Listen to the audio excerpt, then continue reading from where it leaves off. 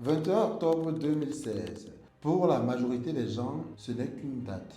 Mais pour le Cameroun, c'est le moment exact où nous avons tous été touchés. C'est l'heure où l'espoir de 1300 personnes s'est brisé dans un bruit de tôle et de ferraille. Nous allons parler du drame la pire catastrophe ferroviaire de notre histoire. Comme un simple voyage entre Yaoundé et Douala, l'axe vital de notre économie a-t-il pu devenir un tel cauchemar? Ce n'est pas seulement un accident, c'est l'exemple d'une chaîne de négligence qui a fait souffrir toute une nation. Aujourd'hui, nous revenons sur ces faits pour se souvenir et pour comprendre qui a pris la décision de faire partir cette machine si dangereuse. Mesdames, Messieurs, bienvenue sur Axe Media. Pour comprendre, revenons 2 jours en avant, 2 jours en arrière, si vous voulez. Des pluies violentes ont emporté un pont sur la route de la nationale numéro 3, dont celle qui relie Yaoundé à Douala. L'axe principal s'est coupé. Oui, ça s'est coupé. Le Cameroun est coupé en deux. Comme je viens de vous dire, l'axe s'est coupé en deux, donc le Cameroun s'est coupé. La panique se répand, les transporteurs, les entreprises, les familles, tous se tournent vers l'unique solution, le train. L'opérateur Camrail, filiale du groupe Bolloré, se retrouve sous une pression énorme et c'est là que l'erreur fatale est commise. Face à cette influence, la direction prend une décision que l'on qualifiera d'aberrante. Ajouter des wagons. Ils ont décidé d'ajouter des wagons.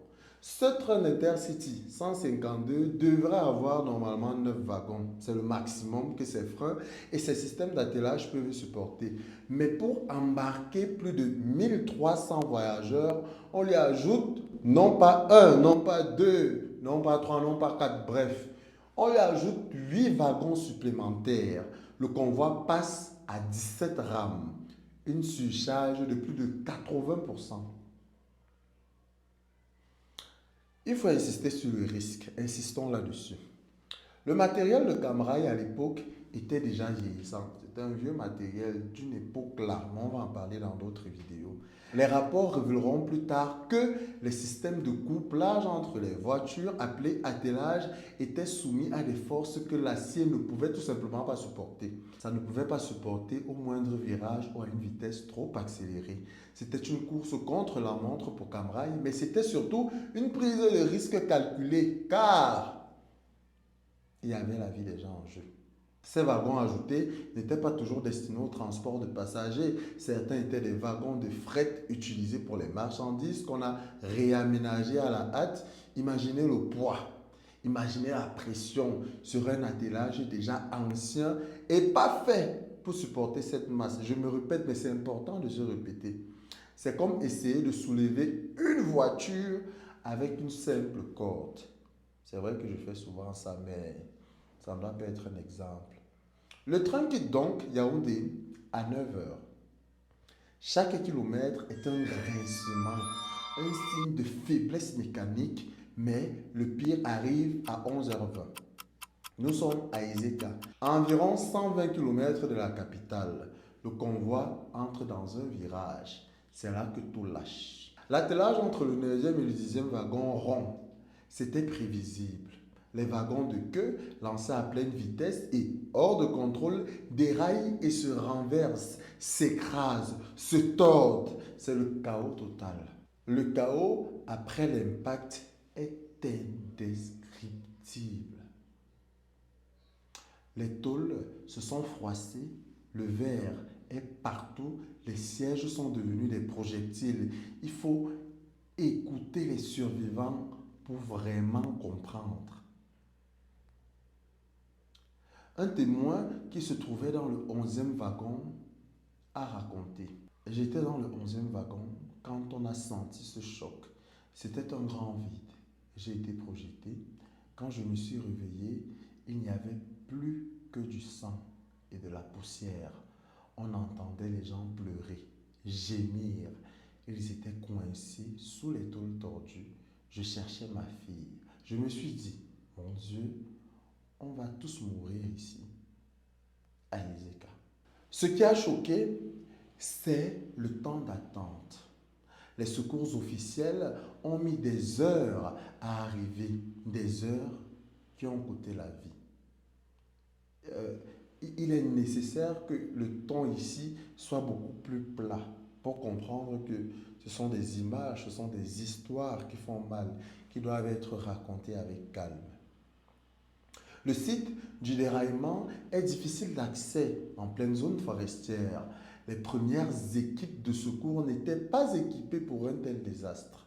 On a assisté à une improvisation tragique.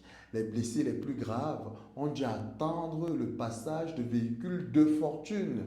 Des corps ont été transportés dans des bennes. C'est l'image de la défaillance logistique qui reste gravée dans la mémoire. La première aide est venue des habitants du village, des Écas, qui ont accouru avec rien d'autre que leurs mains pour sortir les victimes des débris. C'est l'entraide citoyenne qui a sauvé des vies avant l'État, avant l'opérateur. Le bilan officiel, 79 décès et 265 blessés, mais pour beaucoup de survivants, les chiffres sont bien plus élevés. Pourquoi cette différence? Parce qu'avec un tel chaos et des corps souvent mutilés et difficiles à identifier, le décompte précis est devenu impossible. L'enquête après le drame l'a confirmé. La cause principale est la surcharge. C'est parce qu'il y avait trop de gens. C'est parce qu'ils n'ont pas osé dire non au gain de l'argent, à l'appât de l'argent. Bref, la cause principale, c'était la surcharge. Mais elle a aussi pointé l'état du matériel et le manque d'entretien.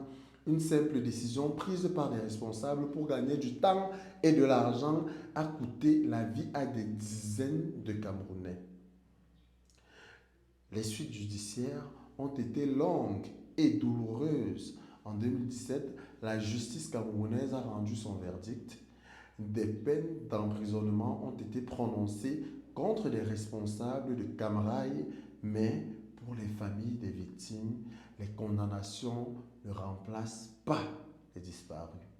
On ne peut pas remplacer une vie humaine. La question des indemnisations, voilà, a été un autre long chemin de croix. Le manque de transparence et la lenteur de ces procédures ont ajouté de la souffrance à la souffrance. Ce drame a aussi relancé un débat fondamental sur la privatisation des infrastructures publiques. Camrail était opéré par un groupe international. Beaucoup ont pointé du doigt la priorité donnée au profit et à la réduction des coûts d'exploitation au détriment de la sécurité, remettant en cause le modèle de gestion de cet axe vital. Ézéka est devenu pour beaucoup le symbole amer des limites de cette gestion déléguée. Le drame d'Ézéka est une blessure nationale, une blessure liée au manque de sécurité, à la négligence et au sentiment que la vie des gens est parfois moins importante que le profit. Aujourd'hui, on en parle peu, mais la mémoire est essentielle pour éviter l'oubli. Oui, on ne doit pas oublier. La question est simple. Quelles leçons a-t-on vraiment retenues? Les normes de sécurité sont-elles respectées aujourd'hui? Avons-nous garanti que le profit ne passera plus jamais avant la vie humaine sur nos rails? Est-ce que l'État aujourd'hui peut répondre à cette question-là? Est-ce que nous pouvons répondre à ces différentes questions? Les chiffres sont durs, mais derrière eux, il y a des vies brisées. Beaucoup de vies brisées. Ézéka doit rester dans notre mémoire collective comme un avertissement, comme un gros avertissement que tout peut basculer à n'importe quel moment et que même si Dieu nous protège, il vaudrait mieux prendre ses précautions. Si cette histoire vous a marqué, si vous pensez qu'elle ne doit pas être oubliée, donnez à cette histoire justement de la visibilité. Abonnez-vous à Axe Media pour ne manquer aucun de nos futurs contenus. Laissez un commentaire, dites ce que vous aimez, ce que vous n'aimez pas, quelle histoire vous voudriez qu'on aborde dans nos prochaines vidéos et restez au contact de cette chaîne. On se donne rendez-vous très bientôt. Au revoir.